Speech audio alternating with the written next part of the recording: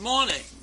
It's Monday, October 25th. The first thing I want to mention is that the World Series is going to start tomorrow night between the Braves, the Atlanta Braves, not the Boston Braves, and the Houston Astros. No 100-win team is going to be in this World Series. They were all eliminated in the World Series. Two underdogs that are going to fight it out. And the thing I noticed in watching baseball at the end of the season, there were many injuries.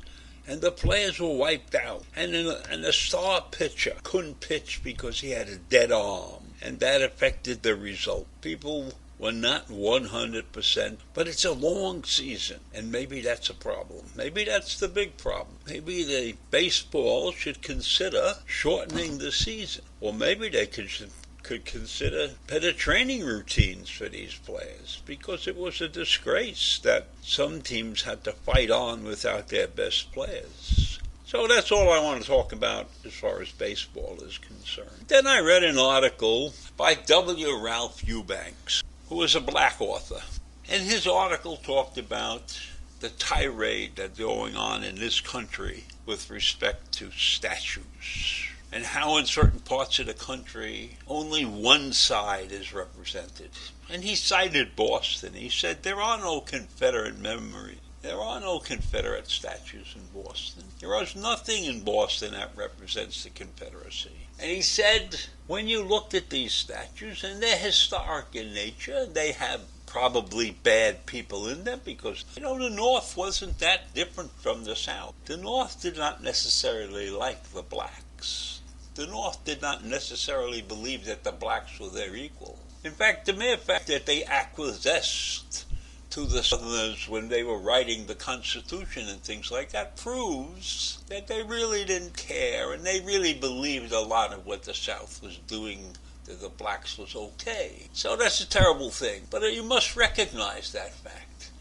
And so for the fact that we must recognize a lot of things that were bad that went on in this country years ago, we can't be tearing down things that represent that. We have to build a counterculture to those images. We have to put up plaques that say, George Washington was a great man and he led us to victory, but he also owned slaves. And Thomas Jefferson owned slaves.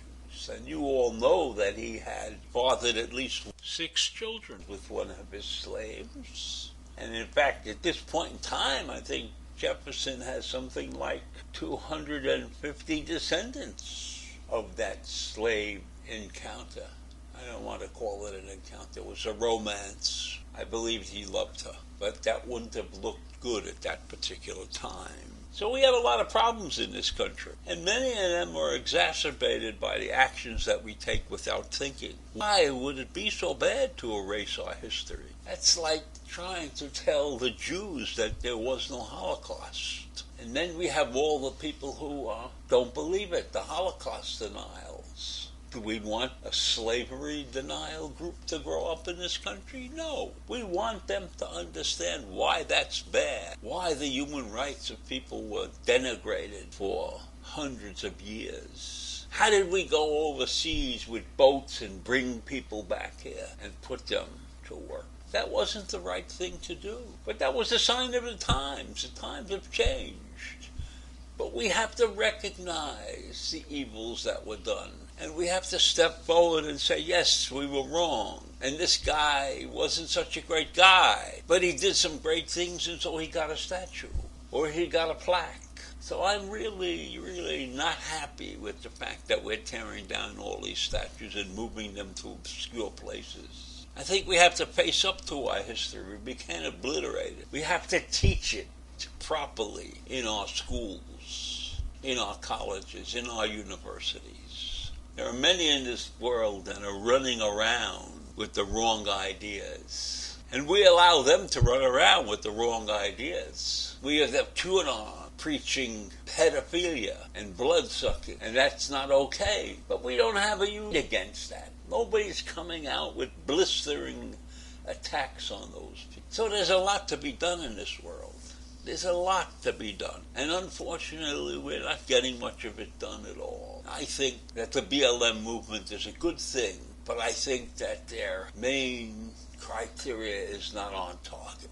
I believe they should be fighting for education and better jobs, and not fighting against police brutality, which is a minuscule amount of things that go on. Yes, it's tough. And it's tough to be a policeman, and we have to recognize that also. And maybe they need better training. We can't argue that fact. But we can't defund them, and we can't make them second-class citizens either.